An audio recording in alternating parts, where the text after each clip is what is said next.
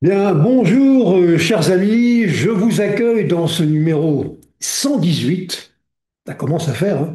118 des webinaires Le Marçon, que je consacre euh, pas à un sujet technique, ben, pas tout à fait, mais à une opposition artificielle, hein, que j'ai provoquée, hein, entre deux grands personnages que sont Raymond Kurzweil d'un côté, on va dire l'homme de Google, et de l'autre, Yann LeCun, qui est un scientifique, qui est le patron de l'intelligence artificielle, cette fois-ci chez Meta. Pourquoi est-ce que j'ai fait ça? C'est parce que derrière cet affrontement, qui n'est pas réel, hein, c'est simplement une vue de l'esprit, il y a en fait une stratégie qui est, qui est assez délicate donc à décortiquer, à comprendre, mais qui est assez significative. Parce qu'elle montre un peu, cette stratégie, quelle est l'ambition. Et je pense en particulier à Google, puisque Google a établi ce qu'on peut appeler une doxa, hein, c'est-à-dire une légende autour d'un personnage qui est Raymond Kurzweil, mais c'est surtout l'image de Google qui est en jeu. Les enjeux sont tellement extraordinaires que ça ne m'étonne pas du tout que finalement les cartes soient quelque peu faussées. Alors je vais les comparer et vous verrez tout de suite que je suis assez choqué par ce que j'entends, ce que je vois et ce que je lis de Raymond Kurzweil, présenté comme un grand scientifique et quelqu'un qui a eu 21 voyez, citations comme docteur honoris causa dans des grandes universités dans le monde, ça me paraît très suspect.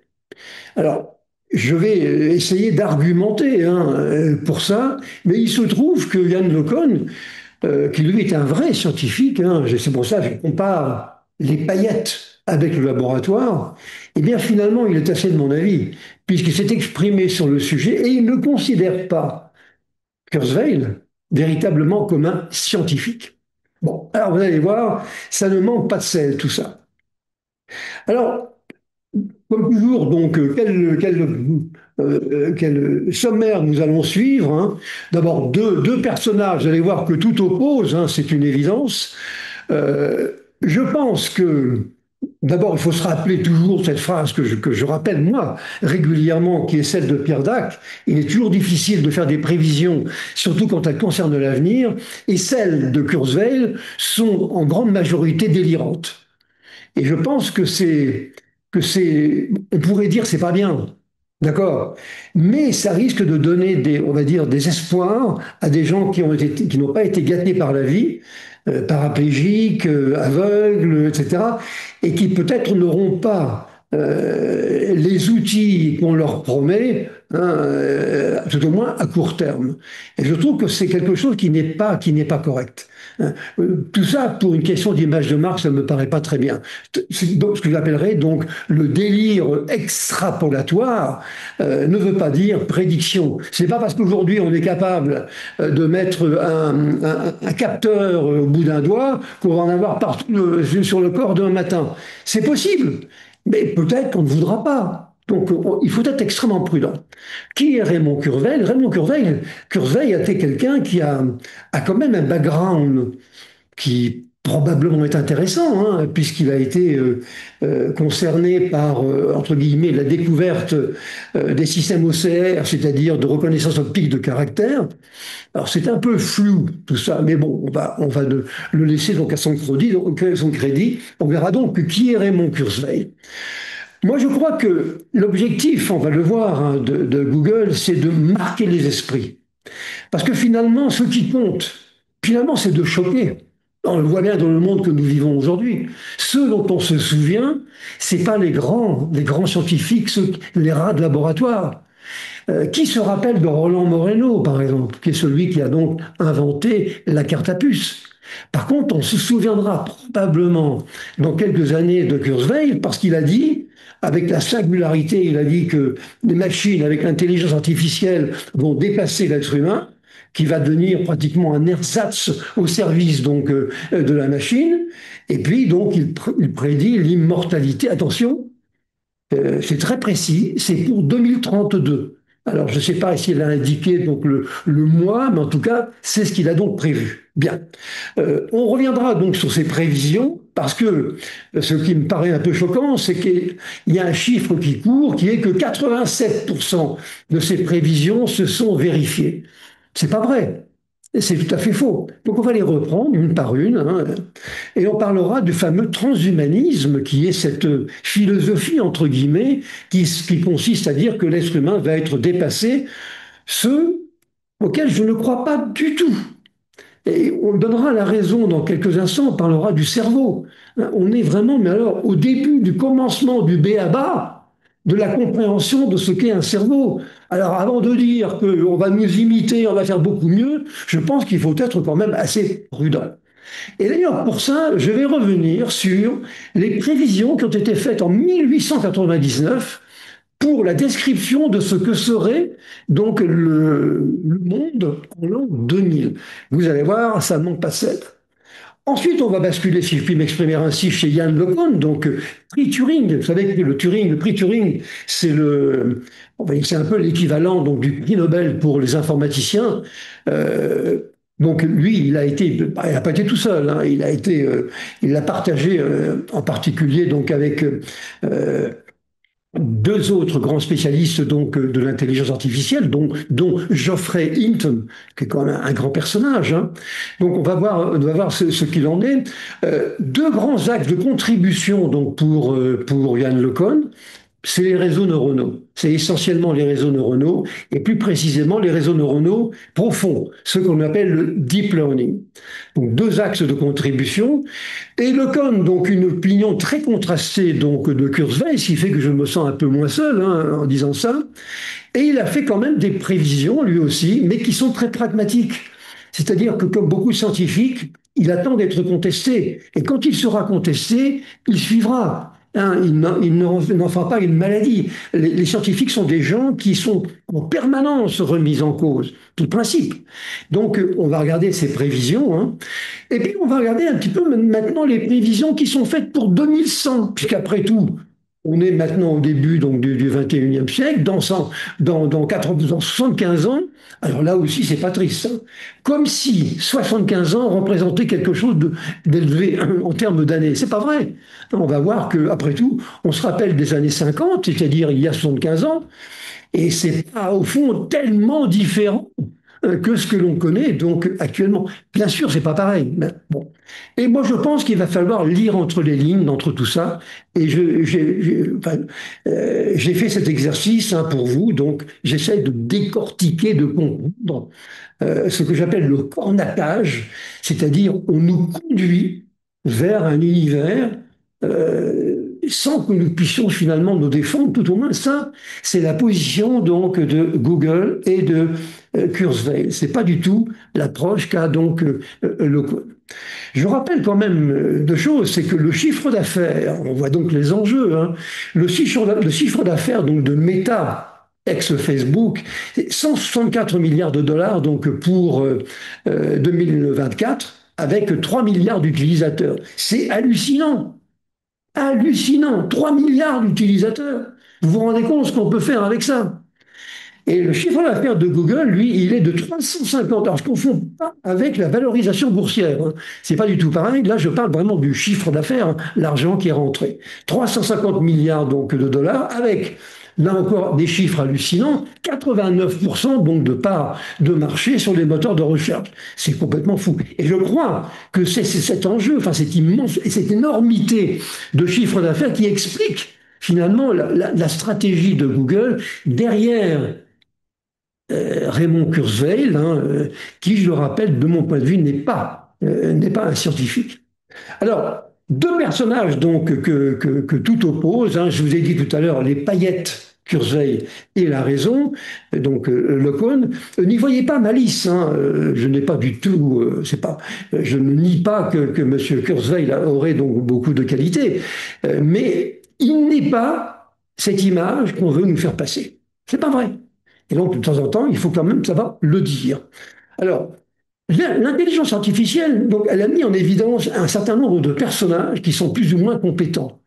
Et donc, la communauté autour de l'intelligence artificielle, d'ailleurs, il suffit d'écouter un peu la télévision aujourd'hui pour se rendre compte du désastre dans lequel on est, hein. Eh bien, la plupart des gens n'ont pas une bonne connaissance et une opinion claire de ce qu'est l'intelligence artificielle. Et quand quelqu'un vient leur dire, eh bien, ça sera la singularité donc demain, si on n'a pas les bases pour contester, on est quand même mal à l'aise. Si c'était vraiment un scientifique comme Einstein, quelqu'un comme ça qui le dirait, mais si c'est Musk qui le dit, j'y croirais pas trop, et si c'est Kurzweil, je le croirais encore moins. Donc, vous voyez, c'est cette mouvance que l'on voit aujourd'hui. Hein, donc, il s'agit c'est ça l'idée donc de ma présentation donc d'aujourd'hui. Il s'agit d'implanter dans nos cerveaux, on va dire une doxa, donc une idée, une stratégie qui est voulue par Google. Avec 3 milliards, donc avec 87% donc d'utilisateurs sur la planète, il a quand même des moyens qui sont considérables. Et c'est ça qu'il faut comprendre. Et je pense que si on ne se défend pas, eh bien on va devenir un peu des zombies, acteurs de notre propre vie. C'est vrai. Mais vous me direz, on a encore la possibilité de se réveiller. Qu'est-ce qu'on retiendra dans 50 ou 100 ans? Je crains malheureusement qu'on se souvienne de ce qu'aura dit donc Kurzweil et beaucoup moins de ce qu'aura dit donc Locone, qui pourtant a des propos qui sont, de mon point de vue en tout cas, beaucoup plus sensés. Alors mon opposition, elle n'est pas neutre, hein. Elle veut simplement montrer qu'il faut aller au-delà de ce qui apparaît, de ce qui est superficiel, et d'entrer dans la stratégie d'une part de Google et la stratégie donc de Facebook. Voilà. Parce qu'en fait, il faut bien l'appeler par leur nom, c'est une guerre de communication qui oppose donc ces deux géants de l'intelligence artificielle. Alors, moi, je pense que délirer, hein, c'est pas pour autant que ça crédibilise ce que l'on va dire. Hein. Je pense qu'on se souviendra beaucoup plus de nous si on délire, mais malheureusement, c'est pas ça qui crédibilise.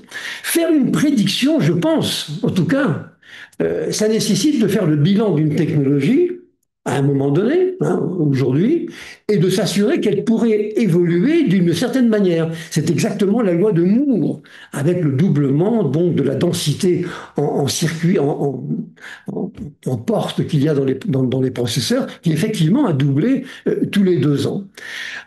Malheureusement, dans l'intelligence artificielle, on ne peut pas extrapoler de cette manière-là. C'est pas parce qu'aujourd'hui on a fait un petit assistant d'IA qu'on sera capable demain de faire un outil qui va dépasser les capacités du cerveau. Parce que c'est pas vrai. Il faut arrêter de raconter n'importe quoi avec ça. Ça devient agaçant. Hein, le cerveau, c'est 100 milliards de neurones. Hein. Et les réseaux neuronaux, ce sont au maximum avec les réseaux profonds, c'est un millier de 2000 couches intermédiaires, hein, mais on est très loin du cerveau, donc il faut arrêter de nous dire n'importe quoi avec ça. Bon, maintenant, on est capable quand même hein, de donner un petit peu les grands contours de ce qui pourrait se passer demain, mais en étant prudent, parce que tout va dépendre d'abord de l'intérêt de la technologie, et il y a donc des technologies qui n'ont pas fonctionné, hein, des contraintes réglementaires qui peuvent intervenir. Je pense entre autres à la génération IA et ChatGPT. Je ne suis pas certain que ce soit une bonne chose pour nous. On a publié dans notre portail ici récemment un papier pour dire il faut interdire ChatGPT. Tout au moins le contrôler d'une manière viscérale, parce qu'il est hyper dangereux. Et quand je parle de ChatGPT, c'est l'ensemble des outils de génération, hein, d'IA. Donc c'est peut-être que demain, même si la technologie de génération continue à intéresser beaucoup de monde, peut-être que pour d'autres raisons, sociales, politiques, philosophiques, on dira non, il ne faut pas aller plus loin. Bon, ça dépendra aussi des contraintes réglementaires qui pourraient revenir, et puis de la réalité des usages. Oui, si c'est ça, les véhicules automobiles, par exemple, les véhicules autonomes, moi je persiste à penser que ça ne sert à rien. Enfin, peut-être pour faire des taxis sur des circuits qui sont bien balisés, mais pour le commun des mortels, je pense que ça ne sert à rien. Peut-être qu'un jour, on aura fait des choses extraordinaires sur les véhicules automobiles autonomes, mais peut-être que finalement, ça ne servira pas. D'ailleurs, ce n'est pas la première fois. Il y a eu des technologies qui se sont effondrées peu de temps après leur départ. Regardez, l'ordinateur quantique. Pardon, optique. Je suis obsédé par les ordinateurs quantiques. On a pensé à un moment donné qu'on remplacerait les mouvements d'électrons que vous avez dans les circuits par des circuits optiques qui, eux, vont à 300 000 km à la seconde. Et donc, ça va beaucoup plus vite qu'un déplacement de charge électronique. Et j'attends toujours. La supraconductivité, vous savez, cette merveille où on pouvait avoir des ordinateurs hyper puissants qui ne dégageait pas de chaleur. Vous savez que la chaleur, c'est l'ennemi numéro un donc des exploitants du TI. Le problème là-dedans, c'est que pour avoir on va dire un circuit supraconducteur, eh bien, il fallait le descendre, enfin le mettre dans une température qui au départ était près du zéro absolu, à quelques degrés Kelvin, mais qui n'a pas dépassé les 100 degrés Kelvin, c'est-à-dire en gros moins 170 degrés. Alors évidemment, je ne sais pas si vous imaginez un peu l'infrastructure qu'il faut mettre en place pour avoir des machines comme ça n'a pas fonctionné. Bon, vous voyez, puis je peux vous en donner plein d'autres, hein, donc ça dépendra évidemment. Maintenant, l'IA, on le voit quand même avec Kurzweil, c'est le prétexte actuel à tous les délires, hein, et je pense que ça va finir par s'émousser. Vous voyez, comme les systèmes experts, parce que n'oubliez pas que dans les années 60, on ne parlait pas d'IA ou très peu. Par contre, on parlait de système expert, que l'idée était toujours la même, transférer dans le cerveau des ordinateurs notre propre cerveau. Et j'attends toujours. À part dans les romans de Peter James, je ne l'ai pas vu. Bon, voilà, je pense que le vrai problème, hein, il n'est pas technologique. Euh, il y aura donc il y aura des obstacles qui vont arriver, la disparition des emplois, donc avec les algorithmes d'assistance, la supervision du savoir par une puissance extérieure, et c'est exactement le cas avec Google et avec Facebook, et avec des outils de génération automatique d'IA, on va générer des choses sans que j'ai finalement le contrôle sur ces choses. Vous voyez. Et puis finalement, on risque avec tout ça, avec, avec un cerveau qui déjà aujourd'hui fonctionne à peu près à 10 ou 15% de son potentiel réel. Je ne parle pas ici des joueurs de foot ou les joueurs de hockey, hein, pour lesquels c'est plus proche donc du 1%. Mais si on diminue encore ça, alors là, qu'est-ce qu'on va devenir? On va devenir tous les zombies devant la télévision. Bon. Moi, je crois que Kurzweil, ça explique donc beaucoup de choses, qu'il n'est pas un scientifique de mon point de vue. Il est présenté comme un scientifique, mais il n'en est pas un. Contrairement à Lecon, n'a pas perçu la véritable complexité de ce qu'est un cerveau avec ses 100 milliards de neurones. Vous voyez, on n'est déjà pas capable de modéliser un petit réseau de transport et de mobile avec quelques antennes de raccordement. Alors imaginez avec 100 milliards de neurones, c'est quelque chose d'impensable.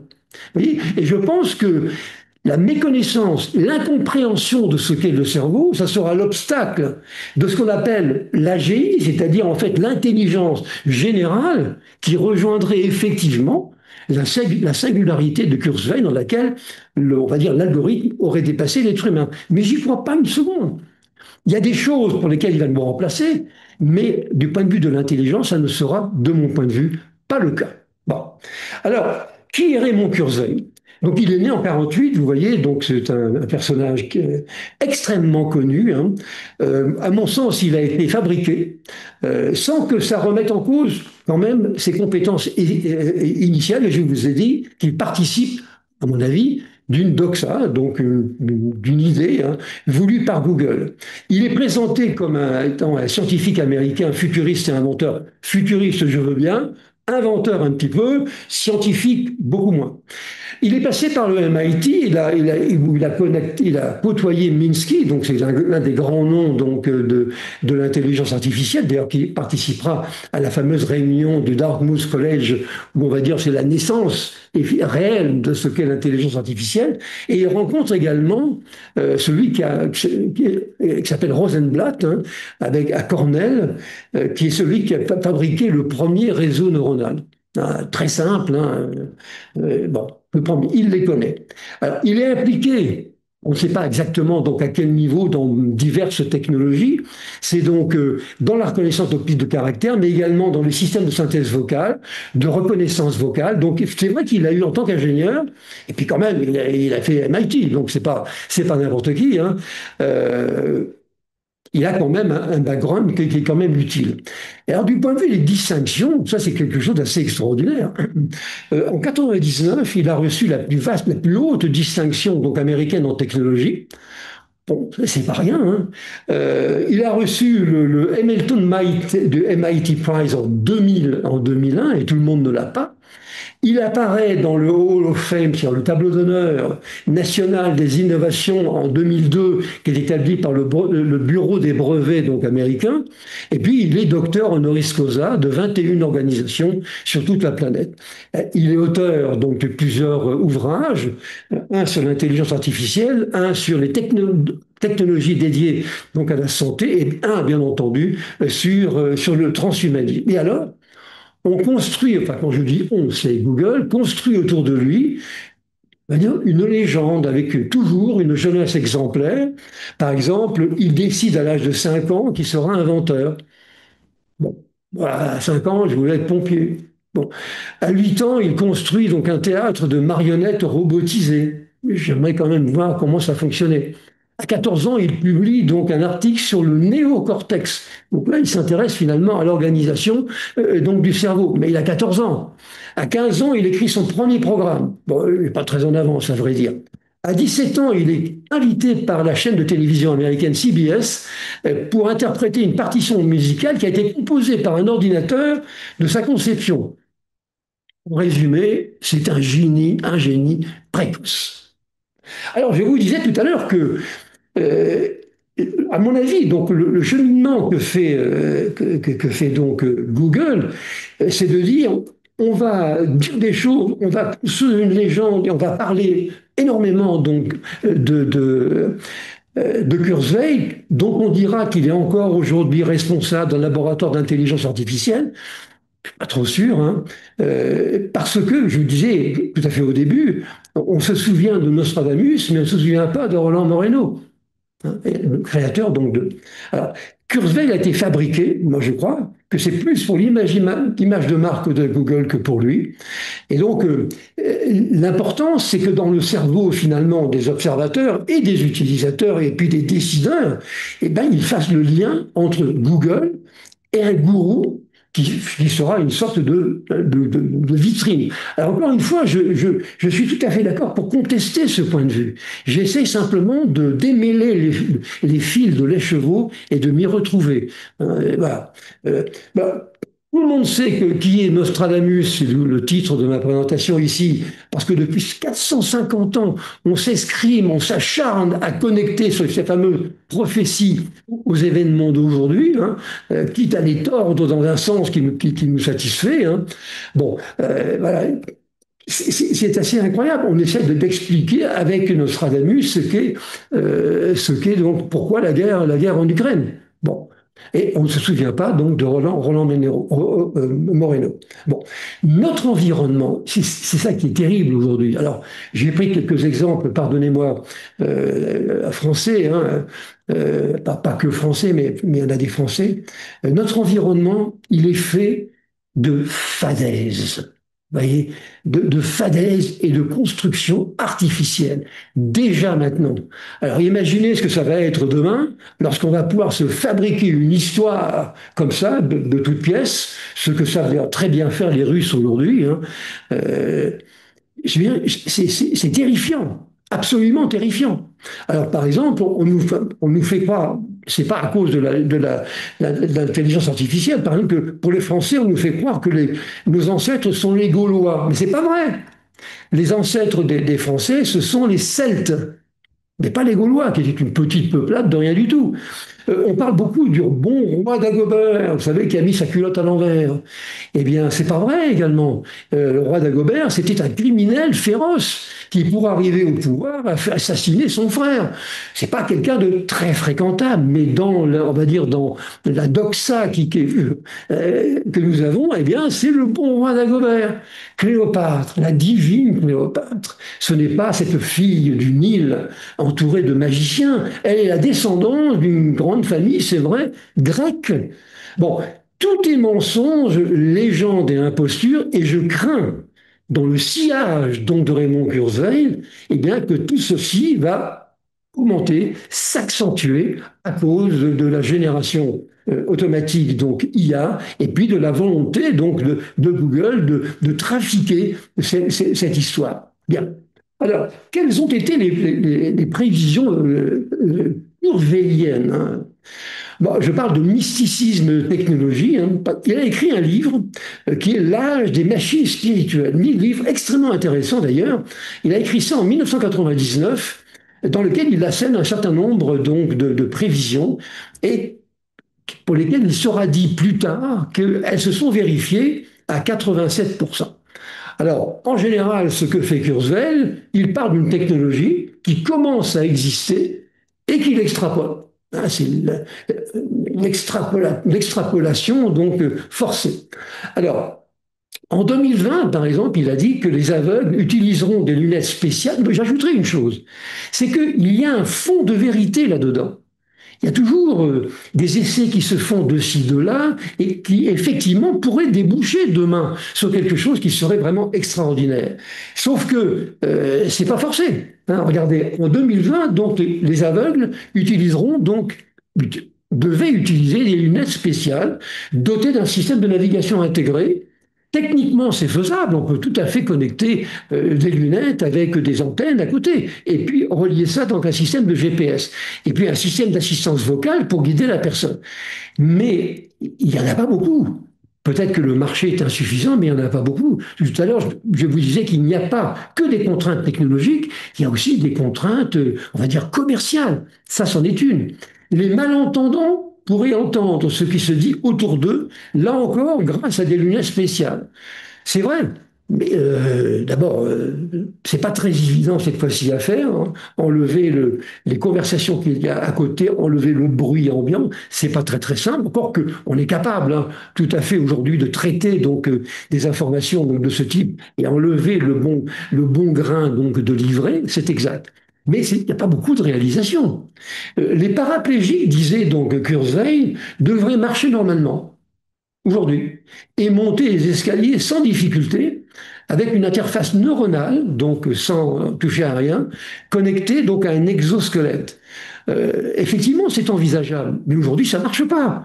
Ou ça marche, mais dans des conditions qui sont tellement laboratoires et tellement contraintes qu'on ne peut pas considérer que c'est une réussite aujourd'hui. Moi, j'aimerais beaucoup que ça fonctionne. C'est vrai.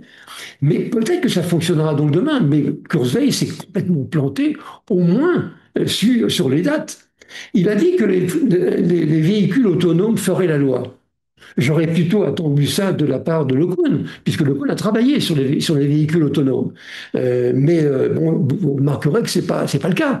Et comme ils ont actuellement beaucoup d'accidents, la tendance est plutôt à leur retrait. Hein.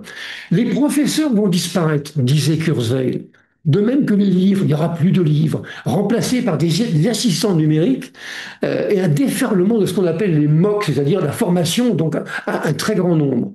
Moi, je pense que Kurzweil et Google ne connaissent rien à l'alchimie intime qu'il y a dans une relation d'enseignement. C'est quelque chose de fabuleux. Ça n'a rien à voir. En tout cas, ça ne s'est pas donc réalisé. Bon. Euh, Encore, les lunettes spéciales et livres de contact vont nous envoyer des images directement donc sur la rétine, mais des images qui cette fois-ci sont des images magnifiques en 3D, hein, avec une définition supérieure à celle de l'être humain. On peut le faire, mais pratiquement personne ne le fait. Peut-être que le besoin, finalement, ne se fait pas sentir. Mais quand je dis on peut le faire, enfin, c'est pas à la portée de n'importe qui. Tout notre environnement, les tables, les lits, les bureaux, les tapis, seront truffés d'objets, donc capteurs IoT, qui seront invisibles pour constituer un environnement contextuel virtuel avec lequel nous serons en relation en permanence. Ça, je pense que ça va se faire. Ça va se faire et à notre corps défendant, et sans qu'on le sache, c'est vrai qu'on sera en relation avec beaucoup de choses. En relation avec des capteurs sur notre propre corps, sur notre machine, sur notre téléphone, dans nos lunettes, et puis sur le bureau. Voilà. Ça, c'est vrai. Mais c'est quand même quelque chose qu'il faut maintenant maîtriser et savoir modéliser. On revient toujours à ce problème donc, de modélisation. En plus, il y a eu donc une conférence qui a eu lieu donc à Austin, c'était en 2017, dans laquelle Kurzweil a asséné quatre vérités encore plus surprenantes. D'abord, il a annoncé la fin de certaines maladies, la fin de l'obésité, avec des nanorobots qui sont injectés et qui vont faire la chasse donc aux graisses, ils vont les manger. Pas si vous vous rendez compte, mais aussi la fin de Parkinson et d'Alzheimer avec une technologie dite inversée. On pourrait s'étendre là-dessus, mais bon, c'est la fin des bureaux physiques dès 2020 et nous vivrons tous avec un casque vissé sur la tête. Que je sache, j'ai pas de casque sur la tête. Bon, on aura des relations du type que nous avons, mettons, aujourd'hui, mais c'est pas avec un casque sur la tête. C'est surtout l'avènement, d'après lui, c'était la conférence de SXSW d'Austin pour 2047, donc du couple donc IA technologique qui va se substituer donc au réseau humain. Alors il y a plusieurs phases là-dedans. Il y a 2032 jusqu'à 2047 qui se contredit un tout petit peu.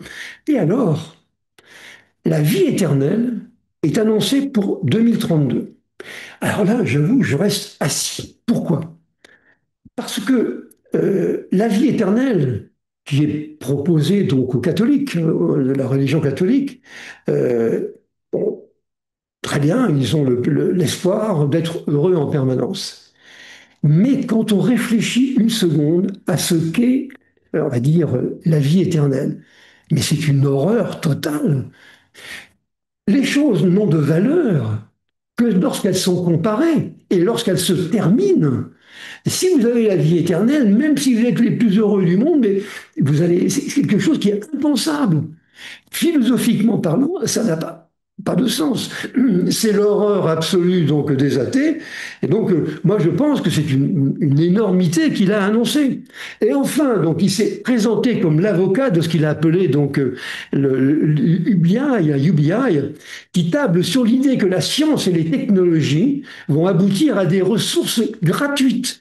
Tout va être gratuit demain, voyez, ce qui évitera donc aux gens de travailler. Alors non seulement ils sont parfaite santé, ils ne travaillent plus, tout est gratuit. Mais bon sang, bonsoir, qu'est-ce qu'ils vont être malheureux.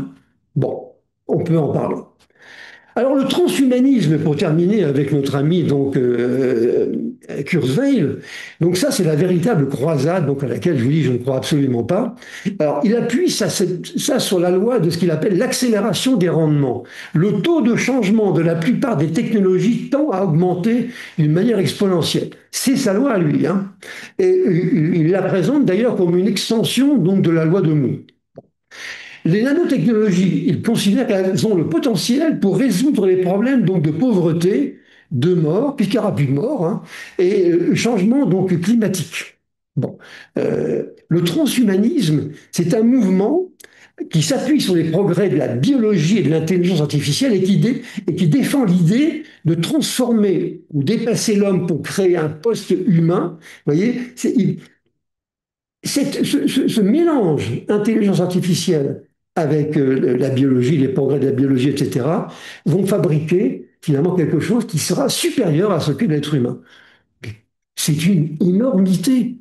Enfin, quand on réfléchit une seconde à ça, on se dit, mais c'est pas possible, il a fumé la moquette, le père Kurzweil.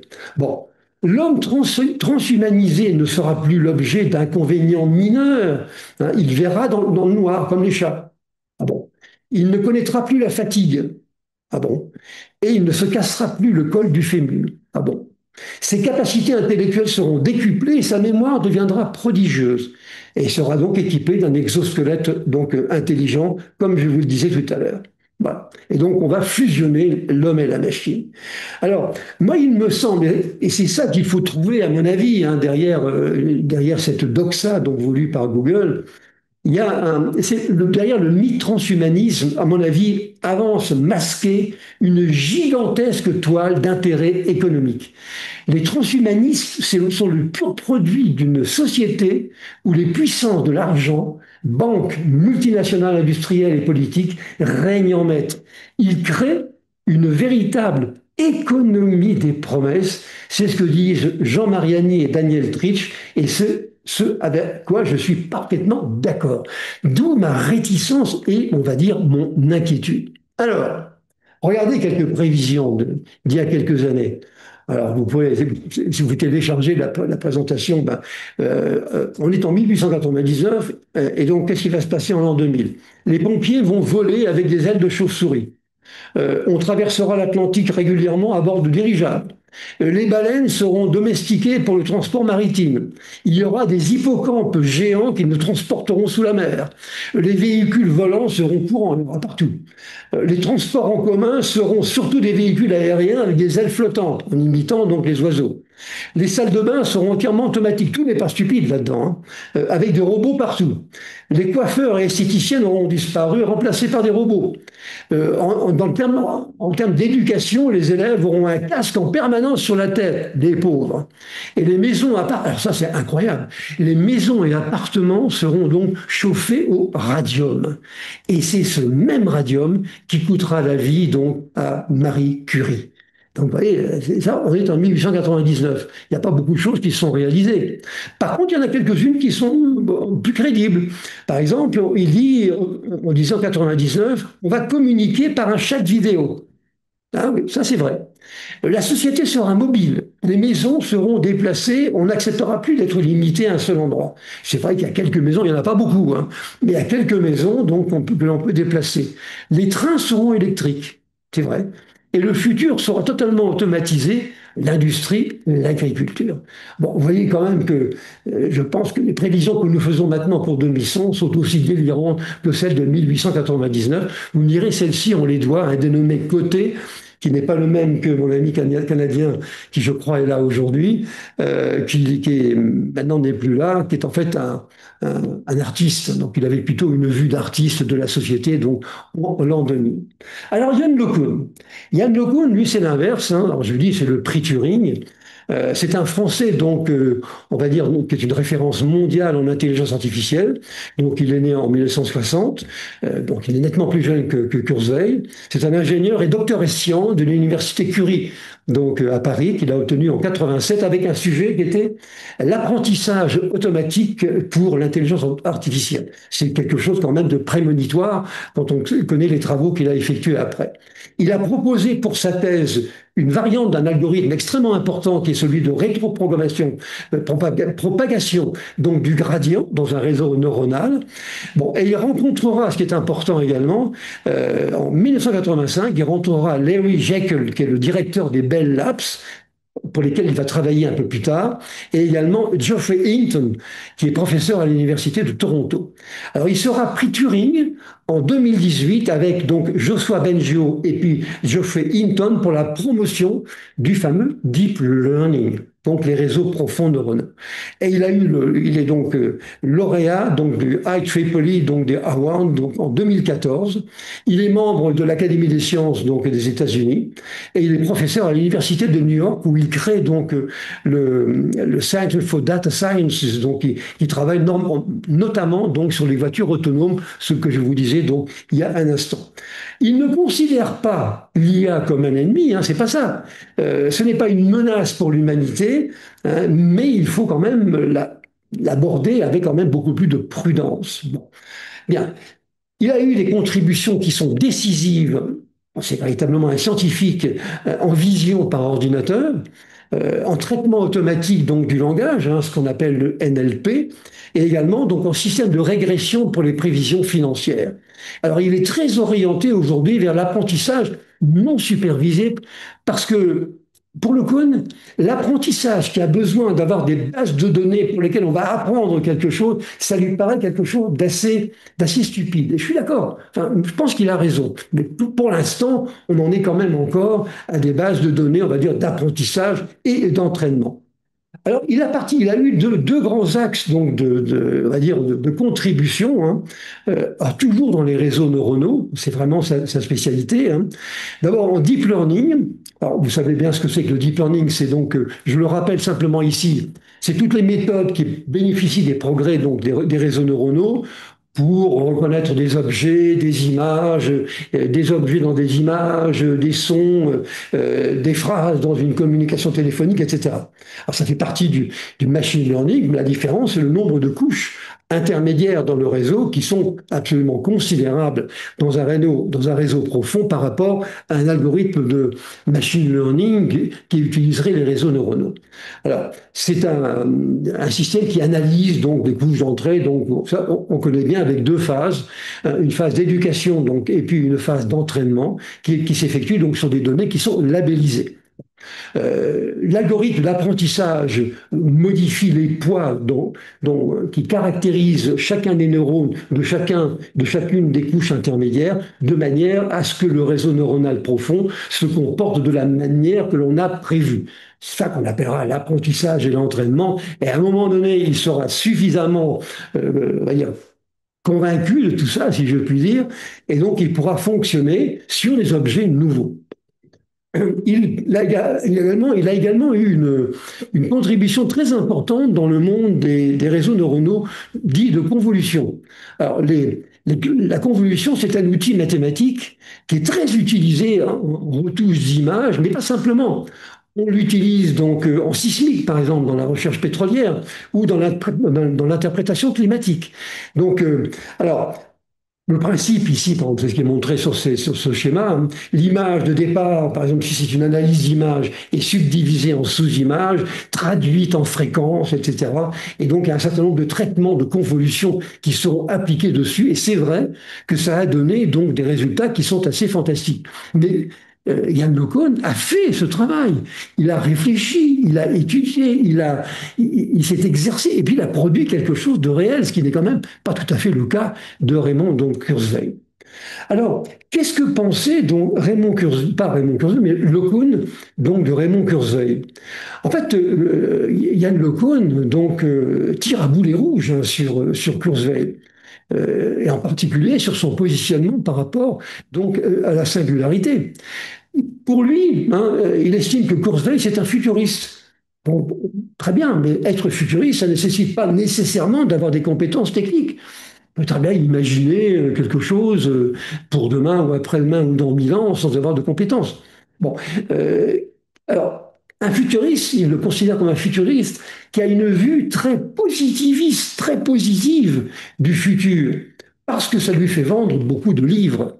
Il faut bien dire ce qui est, hein. Mais en fait, il n'a jamais rien apporté donc à la science de l'intelligence artificielle. Alors j'imagine que cette présentation qui va être bien sûr indexée par Google, ça va pas leur faire plaisir. Mais moi, j'appelle un chat, c'est la réalité, d'accord, hein. Il n'a, c'est ce que dit Le hein, il n'a jamais écrit d'article scientifique. Vous voyez, donc, et il n'a rien appris. Hein, il n'a rien appris au monde de manière à faire des progrès dans le domaine de l'intelligence artificielle. Or, les scientifiques, par définition, sont des gens qui publient. Lui, il publie des livres pour gagner de l'argent, oui, et contribuer donc à l'image de marque de Google, mais c'est pas pour ça qu'il fait progresser donc le monde de l'intelligence artificielle. Alors, Lecon, lui, il pense qu'il faut savoir trouver un juste milieu entre l'optimisme qui semble animer donc Kurzweil et ce que l'on peut imaginer peut-être d'une manière un peu débridée oui, la survente potentielle donc, de l'intelligence artificielle. Il faut essayer de trouver un moyen terme. En fait, euh, Yann LeCun déteste le battage, hein, le hype, le battage médiatique qui est produit, d'après lui, par des personnes qui sont malhonnêtes ou qui se bercent d'illusions. Mais si vous avez derrière vous un, une puissance de conviction et puis telle que Google hein, ou Facebook, je veux dire, vous pouvez quand même faire des choses qui sont quand même très dangereuses. Bon, très bien. Alors, quelles sont les prévisions? Les prévisions, qui à mon avis sont beaucoup plus pragmatiques donc de Yann LeCun, hein. Alors, il dit que, il pense lui que les prévisions sont toujours surestimées à court terme et elles sont sous-estimées à long terme. Et c'est vrai. C'est vrai parce qu'on a du mal à se figurer ce que sera donc le futur. Et donc, on a un peu tendance à surestimer ce que l'on voit aujourd'hui. Mais par contre, pour le futur, là, on ne sait pas trop. Pour le cône, donc, l'intelligence artificielle peut amplifier, et c'est là où on voit la différence finalement avec la singularité, et peut amplifier l'intelligence humaine de la même manière que les machines ont amplifié notre force physique, ou un assistant nous a aidés dans un travail.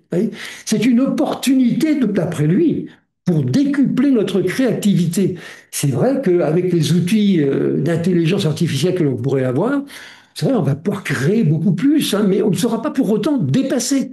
D'accord? Et ça nous permettra probablement, ça c'est vrai, de repousser notre potentiel, mais pas pour autant de devenir des zombies, donc de singularité. Alors, il croit, lui, Yann LeCun, que grâce au deep learning, donc le réseau profond, les algorithmes seront susceptibles d'acquérir un semblant de sens commun. Alors ça, c'est très important parce que c'est quand même le début de l'intelligence. Un semblant de sens commun, de comprendre ce qu'il fait ou ce qu'elle fait quand on parle des algorithmes. Euh, on peut être très sceptique, mais lui, il le pense après tout. Il est quand même, c'est lui qui a le prix Turing, hein, et pas moi, hein.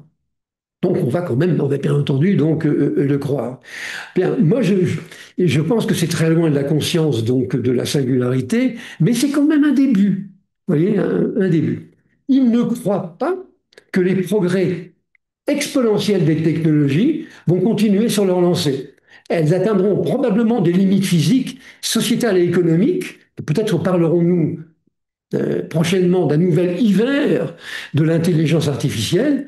Euh, ça rejoint donc ce que je disais au départ, avec des blocages qui ne seraient donc pas nécessairement donc technologiques.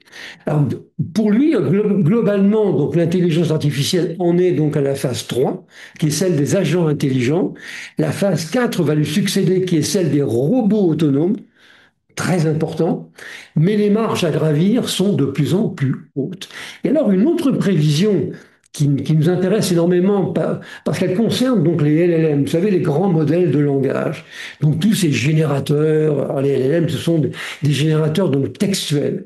Yann LeCun dit quelque chose qui me semble très très juste. Ils sont, ces algorithmes de LLM comme ChatGPT sont autorégressifs parce qu'ils sont entraînés à partir d'un corpus de mots. On n'arrive pas à produire, dit-il, des textes longs et cohérents. Et c'est vrai, hein. Et les textes produits ne sont pas fiables quant à leurs données sources. Donc ils s'en méfient et il a raison. Par contre, il pense que nous aurons tous des assistants intelligents dans notre environnement dans moins de 10 ans. D'après lui, les LLM, donc les grands modèles de langage, ne sont même pas au niveau d'intelligence d'un enfant donc de 4 ans, hein.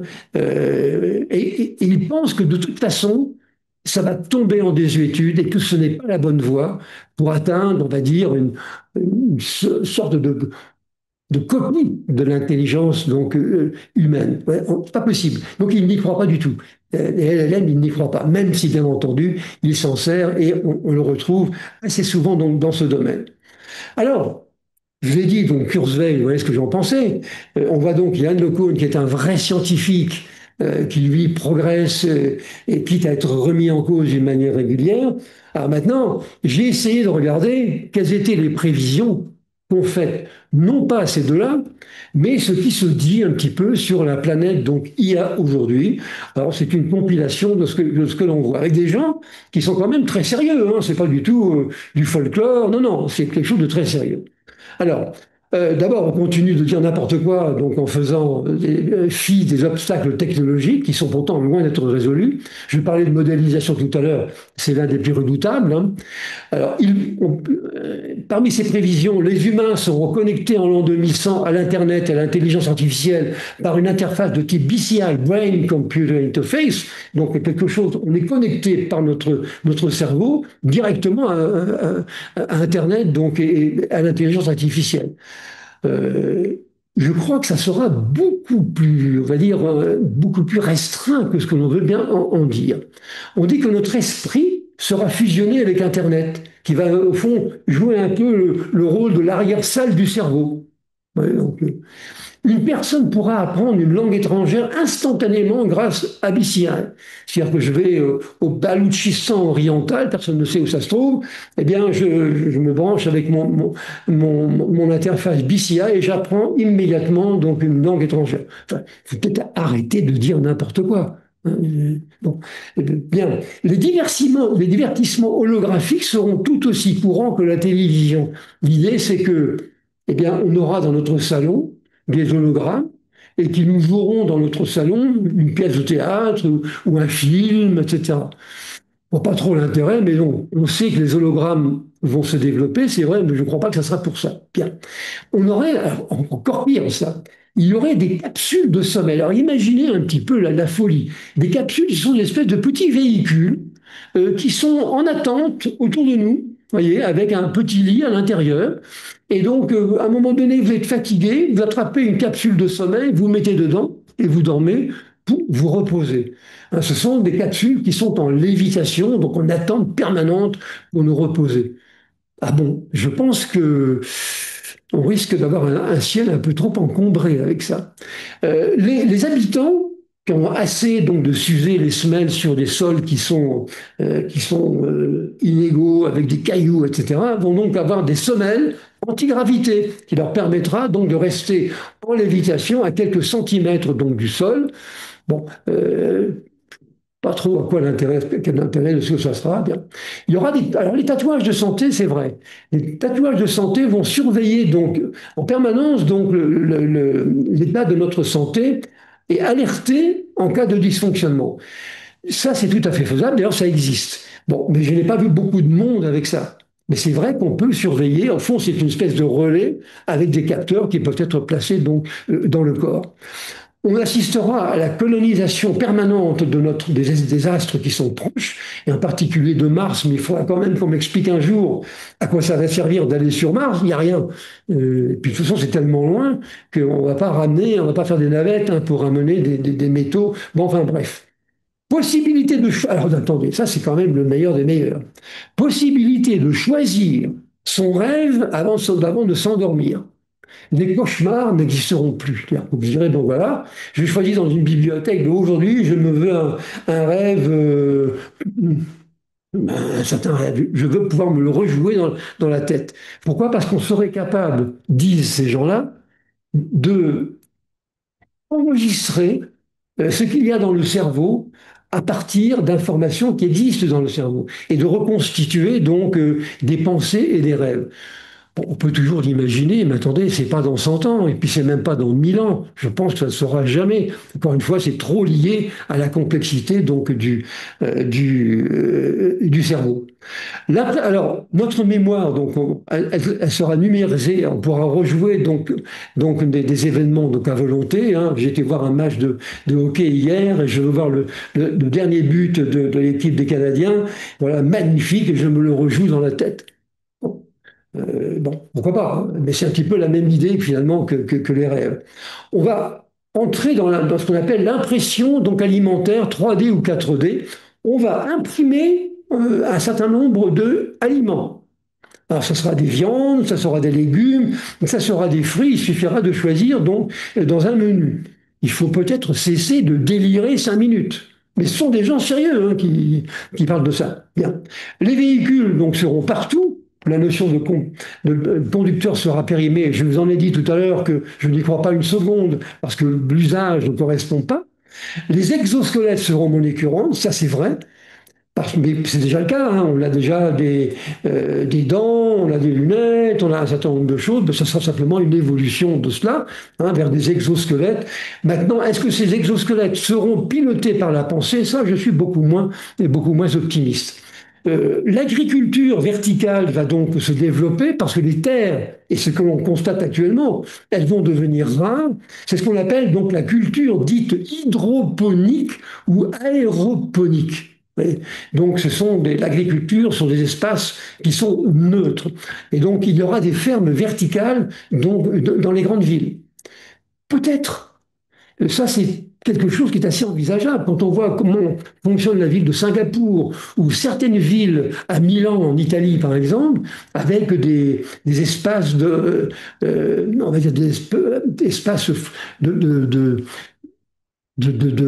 potager, des arbres qui vivent sur les façades, je me dis qu'après tout, pourquoi pas, hein. Les drones, alors ça, c'est encore assez farfelu. Des drones compacts, nous fabriquerons un petit espace climatique. Vous voyez, il pleut dehors. Ben, je demande à un drone de me faire un petit espace au-dessus de moi, dans lequel il ne pleuvra plus, avec une température de 23 degrés. Vous voyez, on va me fabriquer mon petit espace personnel. Enfin, bon, il ne faut pas rêver quand même, hein.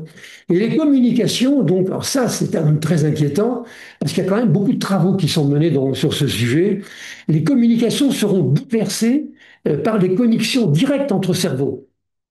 Donc, il peut y avoir des connexions directes entre cerveaux, et on pourrait être informé des événements qui se produiraient dans le cerveau d'un autre. Vous vous rendez compte, on ne pourra plus rien cacher là. Donc c'est quand même très embêtant, hein.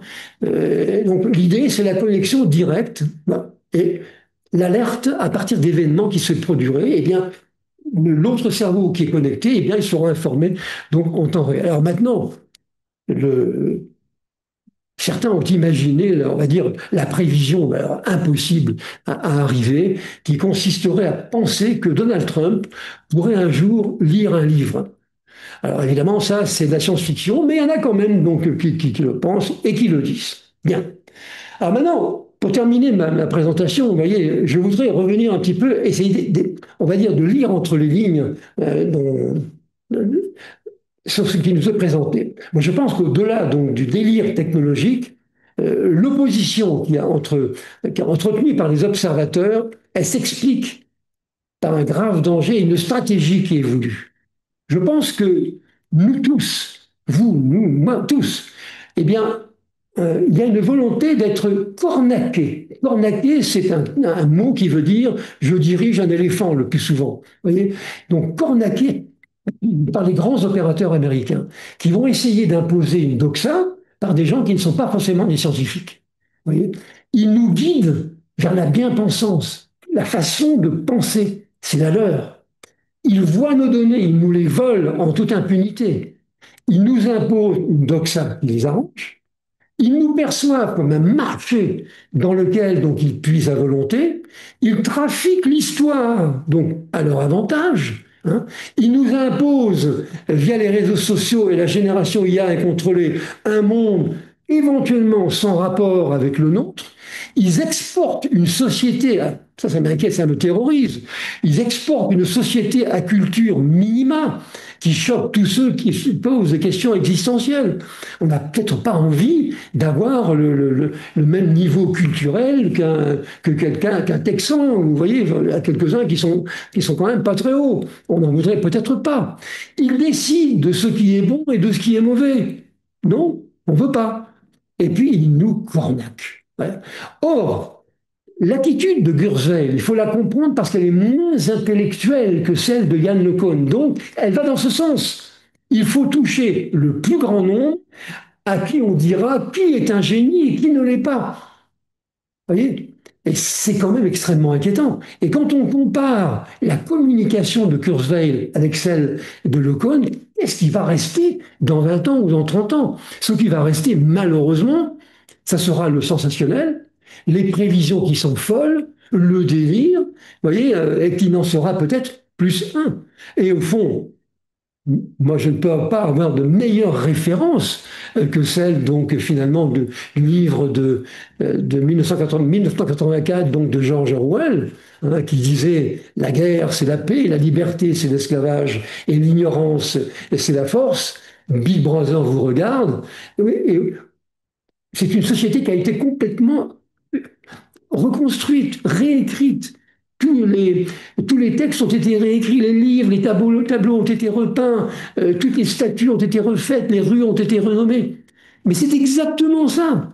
Et donc, ce que je voudrais moi, ce que je voulais témoigner, en tout cas, par cette présentation d'aujourd'hui, eh bien, c'est que le risque, il est immense. Et donc, il ne faut pas dire, ah, tiens, c'est drôle, les prévisions de Kurzweil, c'est un grand scientifique. Je ne crois pas. Je crois qu'il faut appeler un chat, et quand il y a un imposteur qui apparaît, eh bien, il faut le dire. C'est pas pour autant qu'on va le mépriser, mais il faut se méfier. Voilà, donc nous arrivons au terme de notre présentation. Je vous montre ici donc les webinars qui vont se produire donc d'ici la fin février donc 2026. Donc si cela vous intéresse, vous pourrez donc vous inscrire si vous le voulez. Voilà. Donc voilà ce dont je voulais donc parler hein, aujourd'hui. Alors, vous voyez, c'est pas technique. On n'est pas du tout dans le même dans le même environnement, mais de temps en temps. Ben, je pense que ça vaut la peine quand même de se reposer des vraies questions. Et je pense que ça, c'en est une. Même si j'étais un petit peu direct, pardonnez-moi, c'était simplement pour mieux faire passer donc le message. Voilà. Je vous remercie en tout cas de votre attention et j'espère vous retrouver prochainement sur l'un de nos webinars. À bientôt.